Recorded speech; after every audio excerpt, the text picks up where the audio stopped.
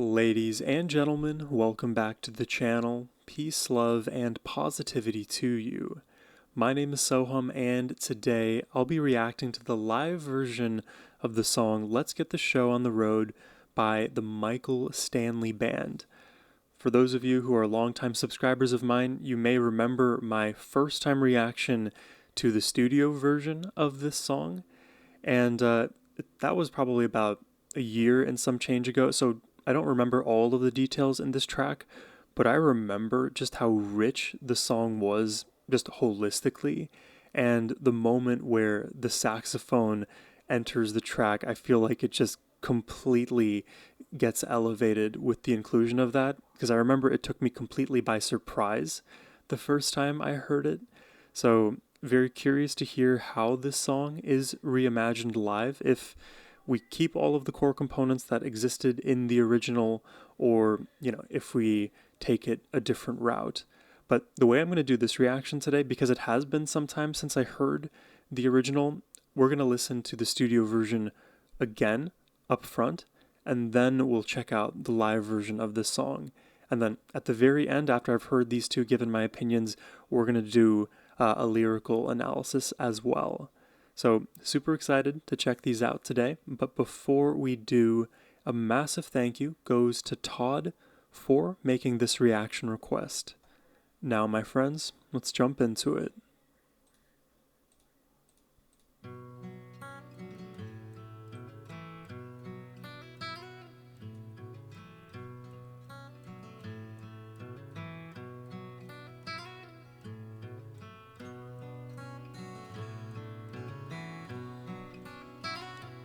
The layering of these acoustics are so nice.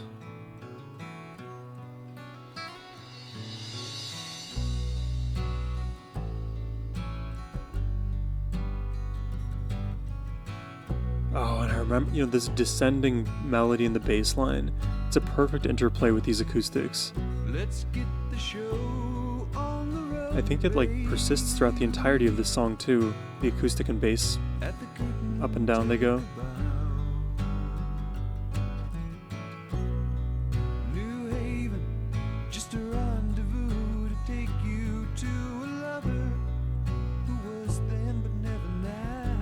Love those lyrics. Susan played the lady who called the players songs. Just a figurine of stagehand reveries. Guess I've been coming, can't be that wrong. Doesn't this just sound so warming to your ears?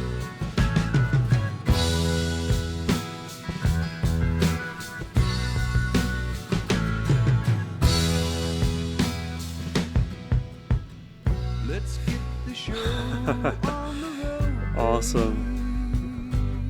The clean transition there. I think I'm going to say something right here that I don't know if you'll take it as sacrilege or something, but this is meant as a compliment and just point of reference. But hearing this now, I am reminded of the sound you'll hear in a handful of Red Hot Chili Peppers songs. I think the obvious example would be Californication. There's a few others that their titles now are escaping me, but I love that vibe. Very slow moving kind of tempo, so it's very relaxing. You kind of sink into it and just flow. The acoustics are constantly rolling into the next thing, so there's always momentum in this listen. And I'm going to say something else too that may be interesting. I am sort of reminded of Stevie Ray Vaughan's vocals as I listen to Michael Stanley here. But I'll get back to you on that one. Let's jump back in. On the road, babe. Spotlights on the stage. Wow. Love the movement in the acoustic.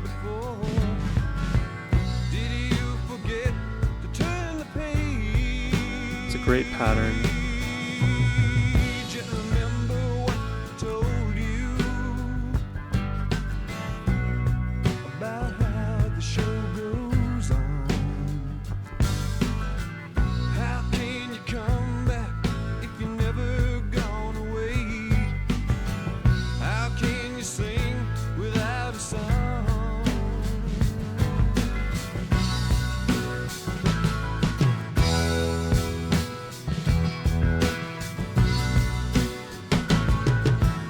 forget when the saxophone comes in. I think it's coming up. Oh. And it's all you can afford. And by your own admission, those claps almost have like this flamenco tinge to them. And today's for sale, and it's all you can afford. And by your own admission, the whole thing's got you bored. And the Lord uses the good ones, and the bad ones use the Lord. Oh, I love that lyric.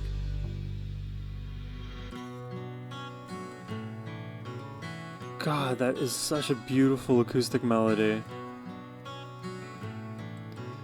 And just notice here how the melody originally in the bass line that we heard, because there's no bass in this moment, is transferred momentarily to one of the other acoustic guitars, still serving as some kind of lower floor to this higher acoustic melody, but it's not exactly as low as the bass was.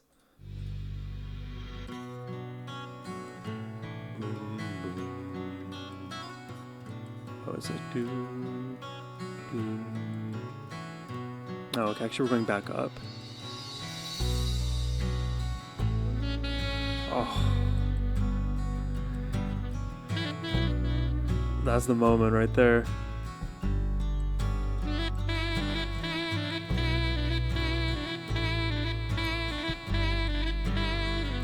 Oh, do you hear like the echoes of that?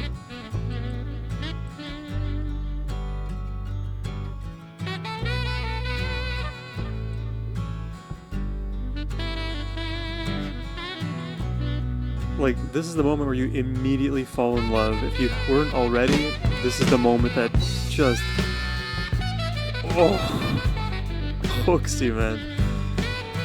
Holy.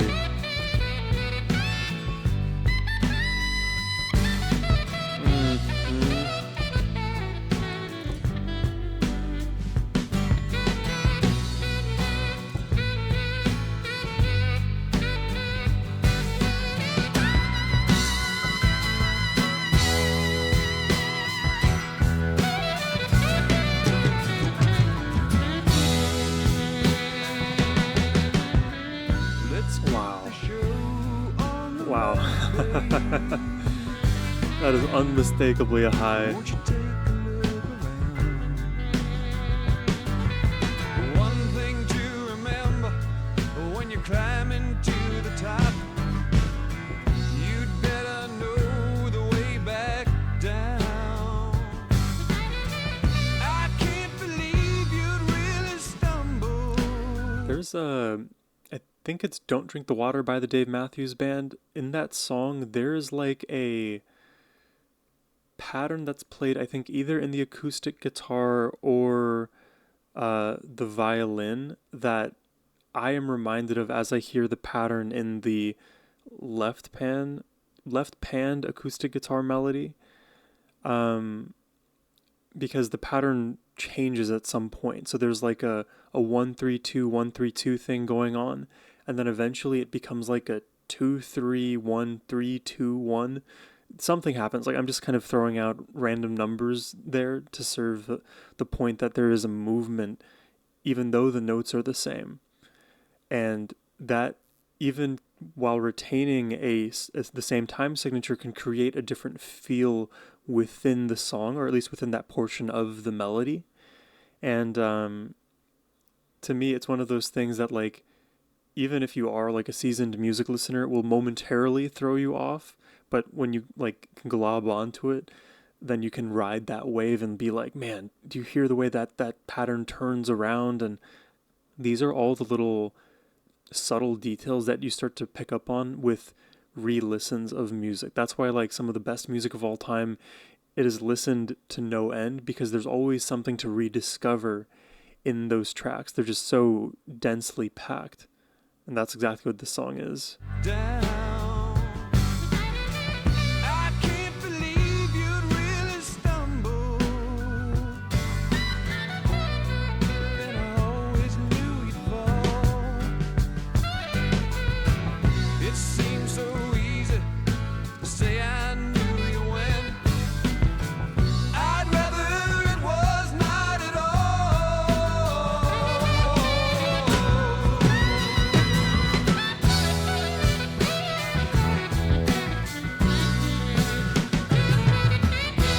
song hits even more this time around. And 2 days to sail, and it's all you can afford.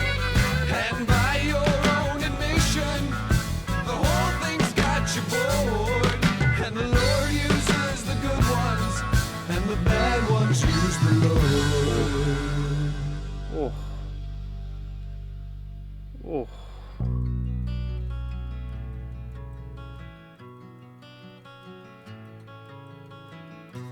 Oh. Because they know they have us in the palm of their hands. So now the melody's extended. Oh, and I forgot we get this, like, almost like samba feel. So I guess the foreshadowing of that, like, flamenco kind of clap/clop we heard earlier, the payoff happens here. I don't know if I remember noticing that the first time around.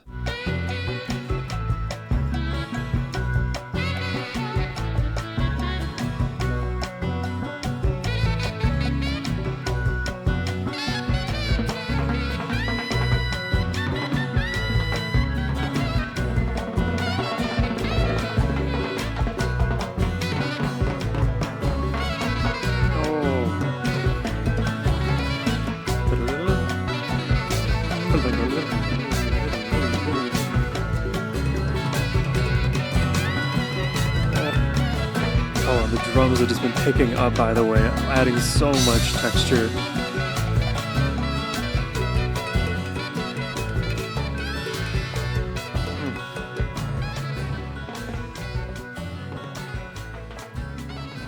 Brilliant. Dude, I'm just very curious to hear what this live version sounds like now. I think we're just going to quickly jump into it, but what can I say about this track, man? It is phenomenal from top to bottom. Love the left turns that we take. Every section is just carefully orchestrated. It works so well. Let's hear how we sound in the live. There we go.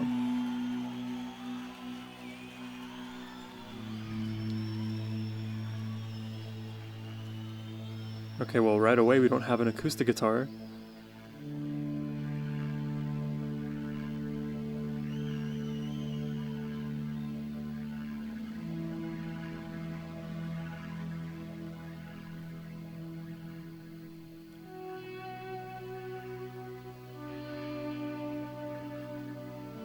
Wow.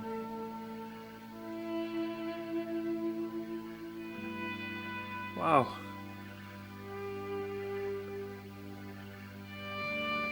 Oh my god, it's become a synth track. It is so atmospheric.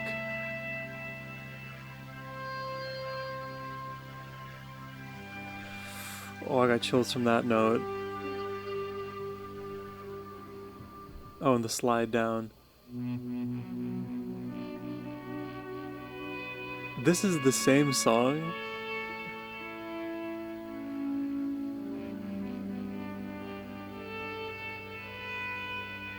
Cool reverby effects and that harmonic minor.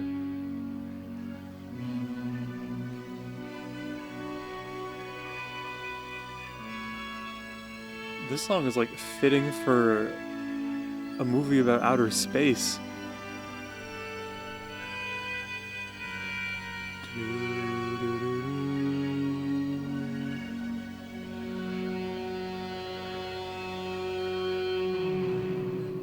Let's get the show on the road. Wow. At the curtain, take a bow. That is so interesting. Okay, so it's not acoustic, it's electric guitar.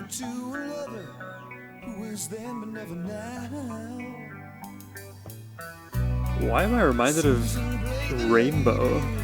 If you guys know, like, James Dio, their singer, a lot of their atmospheres with Richie Blackmore.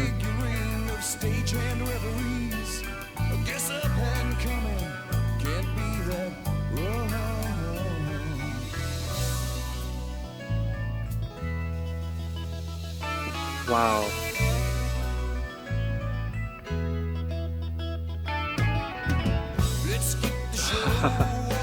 Wow, that energy kicks up a little bit faster with a little bit more punch, I guess.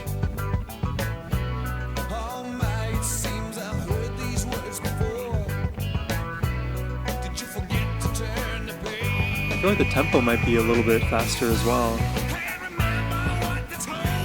Oh yeah, add that grit.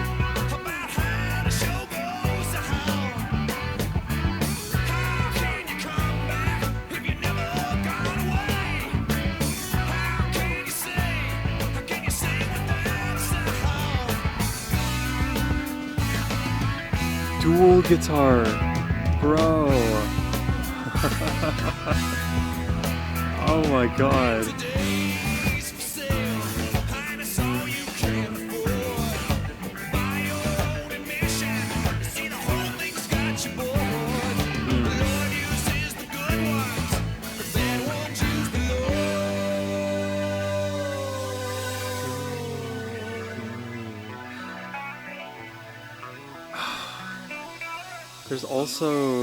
There's also a song, Superman.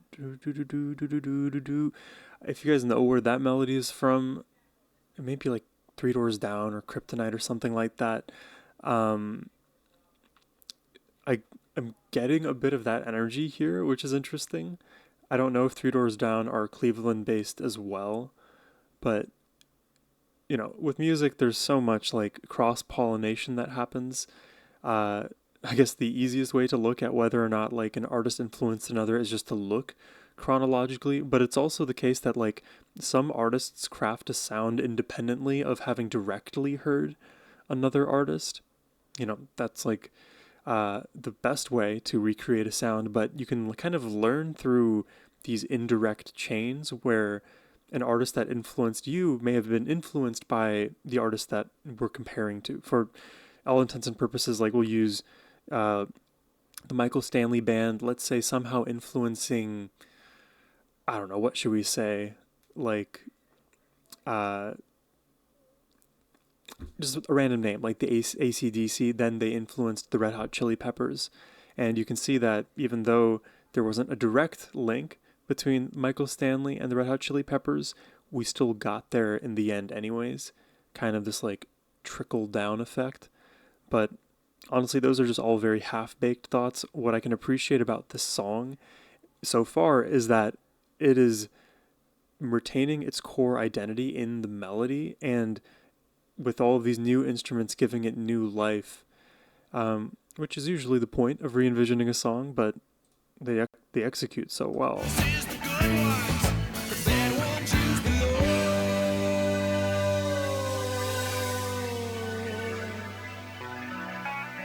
See, I wonder if we're gonna get that like that samba section.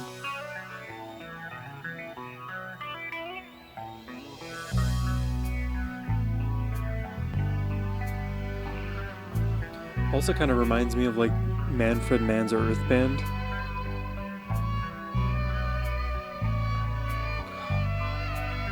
A bit of Pink Floyd as well.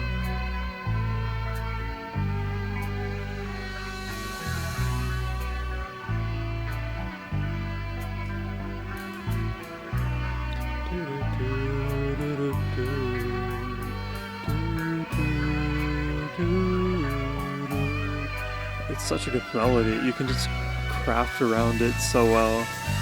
I would love to play this on guitar. Yeah, man.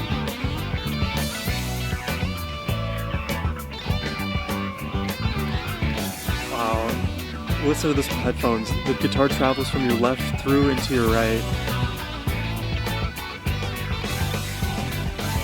But there's this built-in delay and it quiets in the right headphone.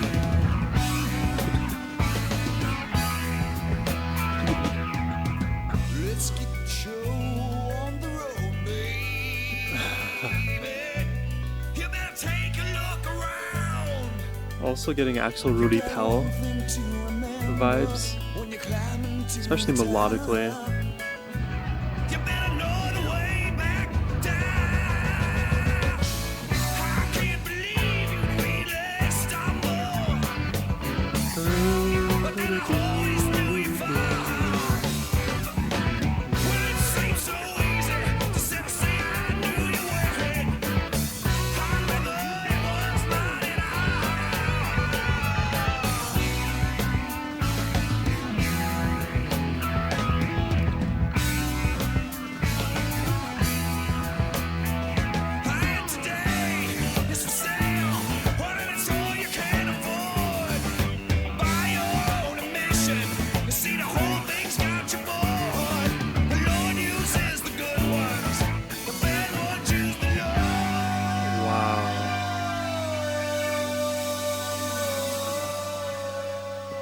it's so cool.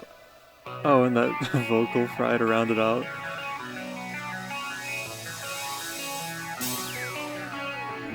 Laser beams through space.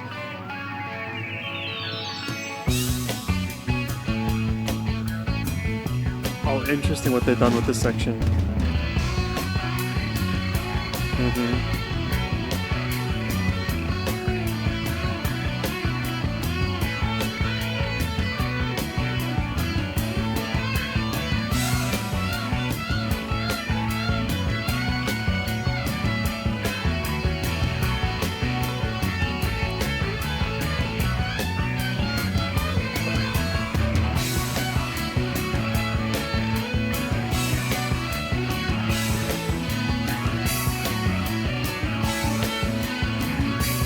The bass is more active in this song as well.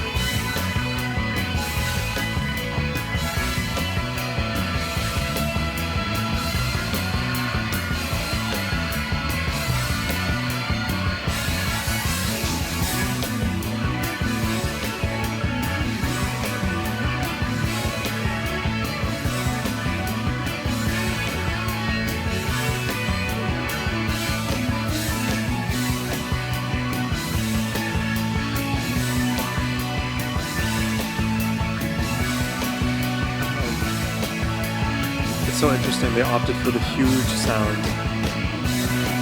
Huge synth rock, classic rock.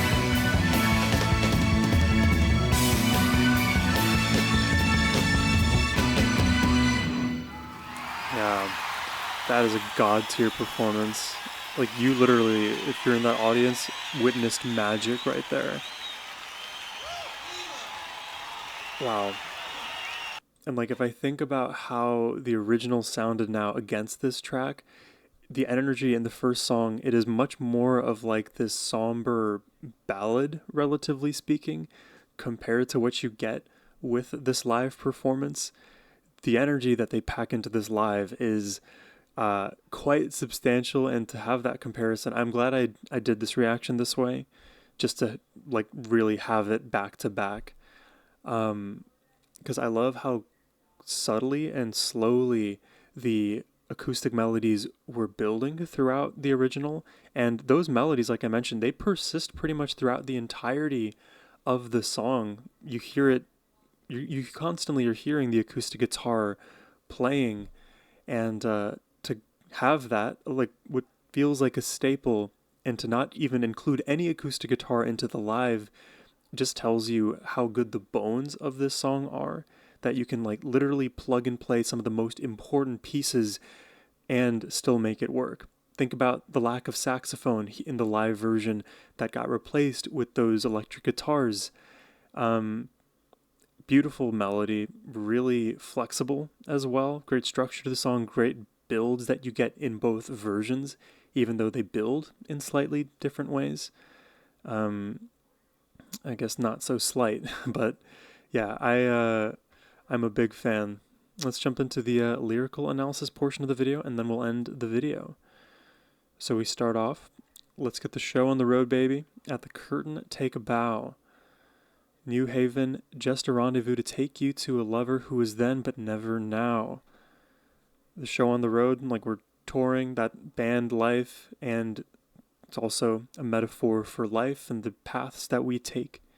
And at the curtain, you take a bow, we pass on to whatever is coming our way.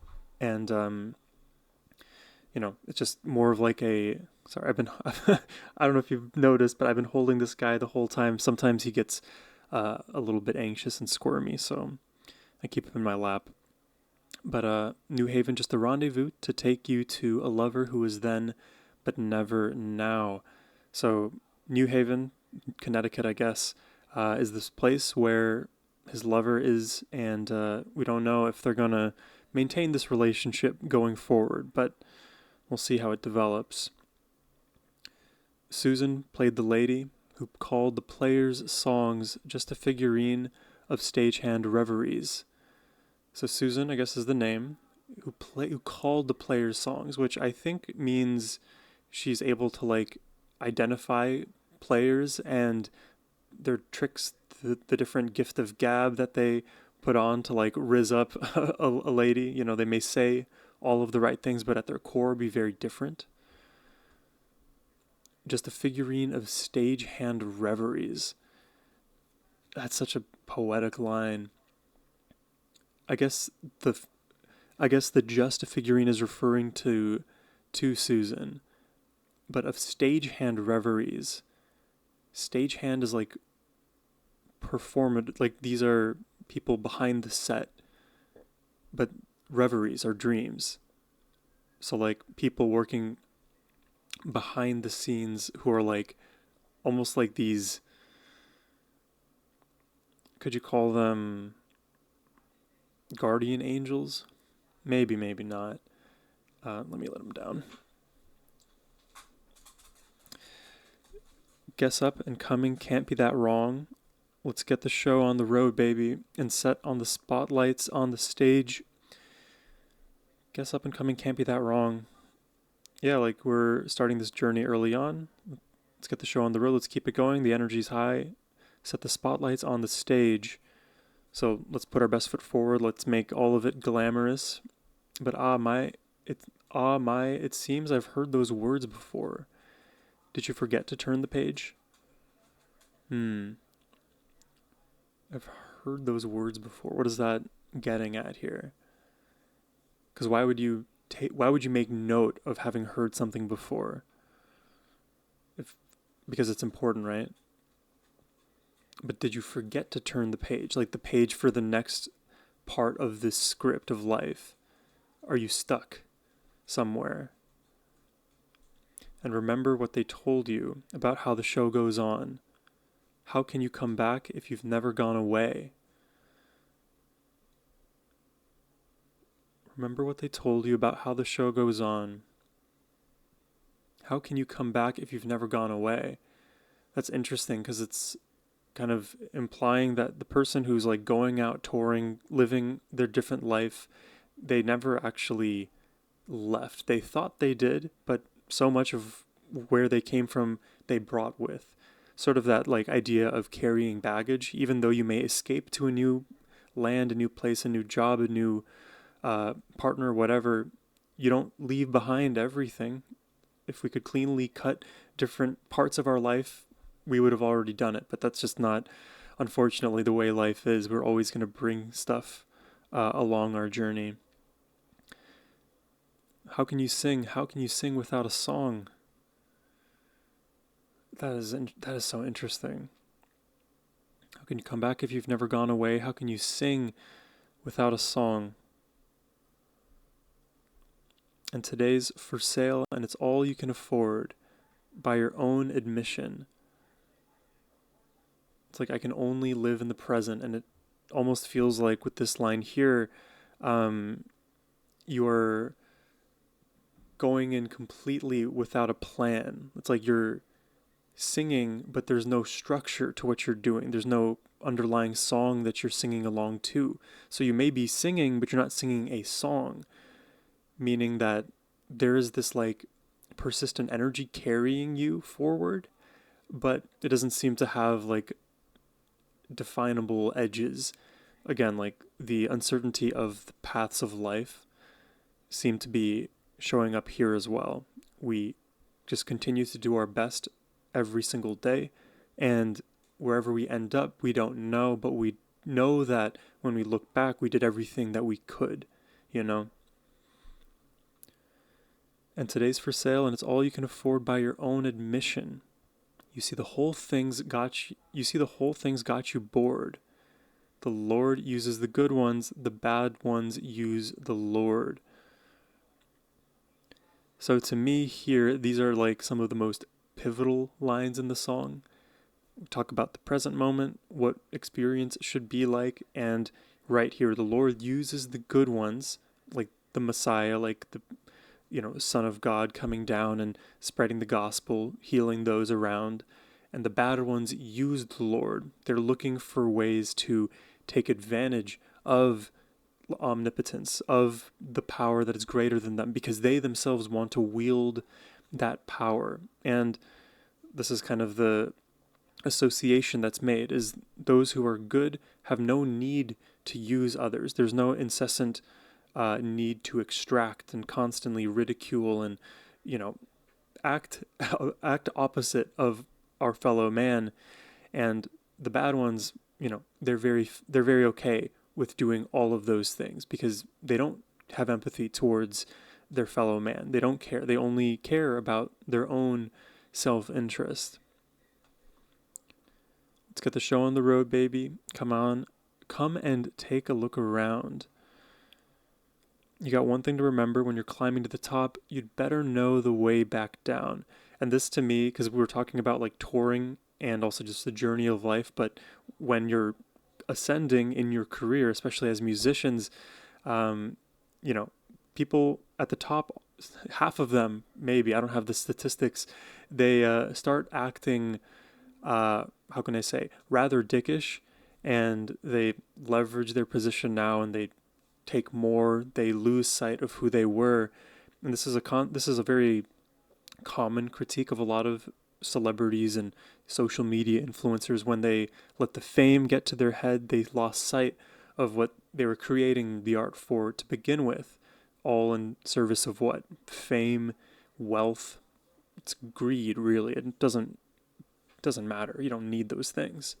So you have to remember that even though you're ascending all of these social metrics, all of these things that on the surface feel like that's the end all be all, that's not right. That's not actually it. That's not what maximally gives us positive experiences in this life. And you should know your way to traverse back down that mountain. In a way, it's saying like, hey, don't get so airheaded. Don't get so lost up in the clouds that you can't be grounded at any point.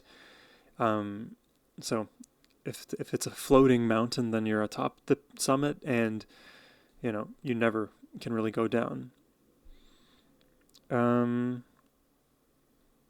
Can't believe you'd really stumble, but then I always knew you'd fall. I can't believe you'd really stumble, but then I always knew you'd fall.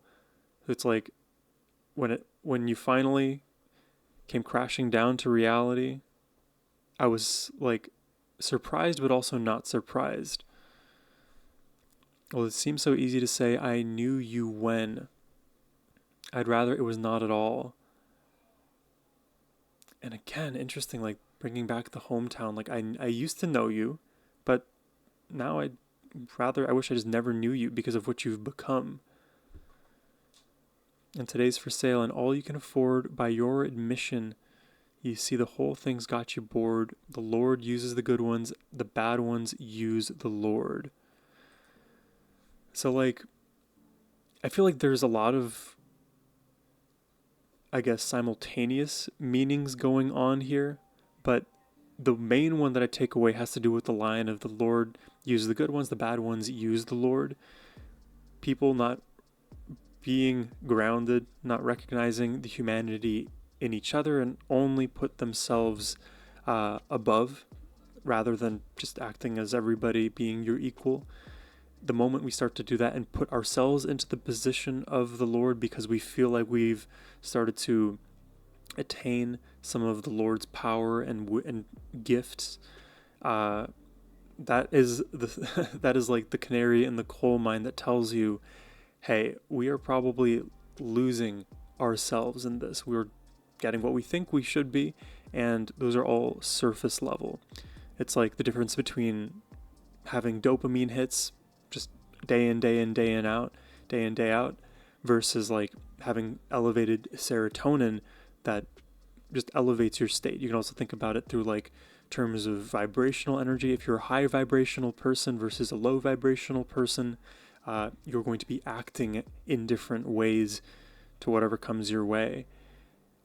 And I say all of this not to like feel holier than thou either, because I don't have any of this stuff perfect myself. I definitely am on my own journey of sorts to figure out who and what I am, and all to be the best version of myself. I want to be as good of a person as I can. I don't want to fall ever into like problematic habits that when I think on who I am when I do those problematic things, I don't like it. I lose myself. I want to be the most attuned to who I am, and who I am is a good person. So I'm just going to do all of the good things. And you can see how your thoughts can start to align with your behaviors, which aligns with your identity. It starts from the bottom up, or I guess bottom up. But yeah, these songs are just so good. I really think you could go either way when it comes to what you would rather listen to first, if it's the studio or the live. I think there's a certain audience out there who would like love to listen to the live more than the studio because of the rock energy. I think today for me, the energy that I loved most was in the studio version, but the live rock version was awesome as well. Loved the sense, loved this almost like cosmic feel that we had.